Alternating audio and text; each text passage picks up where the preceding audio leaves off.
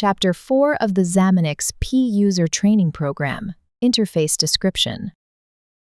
Once the setup of the slave robot and master console is complete, press the next button to enter the operation screen. This is the operation screen. The operation screen consists of patient information, operation time, system status icon and error messages, ureteroscope and surgical tool status, ureteroscopy screen, system function, system settings, finish button and pop-up window. System information is displayed on the left side of the screen, while the right side shows the tools that are directly used by the operator. The patient information displays the name and date of birth entered in the surgery plan. The operation time displays the current time and the elapsed time of the surgery. The system status displays information on the inserted ureteral access sheath, the respiration synchronization, and the currently selected operating mode. Possible operation modes are listed in the table below. System status icon and error message window. The left icon shows the surgical tool that is currently mounted. The middle icon indicates whether the clutch is pressed. The right icon shows the direction of force applied to the ureteral access sheath. The error message window displays error messages and related information. Detailed explanations for the displayed error messages can be found in Chapter 8, Troubleshooting. Ureteroscope and surgical tools state. It displays the insertion depth of the ureteroscope and surgical tools. The blue bar represents the ureteroscope, and the orange bar represents the surgical tools. 3 reference points are displayed next to the blue bar. The reference points, from bottom to top, include the proximal and distal ends of the UAS, the position of the ureteropelvic junction. The opaque bars indicate the maximum insertion depth of the ureteroscope and surgical tool.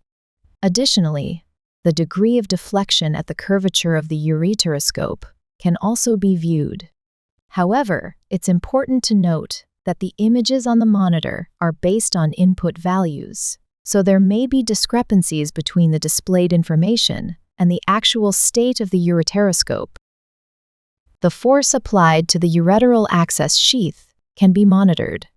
The status bar output varies according to the direction of the applied force. Additionally, the UAS Force 0 button located at the bottom allows for zero calibration. Except when recalibrating the force sensing information, this button must not be pressed. As the force magnitude increases, the status bar grows larger and changes color from green to red. The operator can the force magnitude through vibration feedback in the tool handle. External screen. Video cables from peripheral devices, such as a C-arm, can be connected to the second DVI port on the master console, enabling video output on the left side of the surgical screen. The ureteroscope screen. The rotation angle of the ureteroscope can be identified through the circular bar, starting at the top of the screen. Depending on the rotation angle, the length of the circular bar changes from the 12 o'clock position to the rotation limit. The larger the angle of rotation, the longer the bar is, resulting in a gradual change of color from blue-green to orange. The letters A and P displayed on the screen represent anterior and posterior of the patient's body, respectively. The control status of the ureteroscope is displayed as a pop-up window at the top of the ureteroscope screen. This pop-up displays the operational mode status, wheel function status, and the status of respiratory synchronization. For safety reasons, even if pressing the start button does not allow entry into teleoperation mode, a pop-up message will appear at the top of the screen. System features.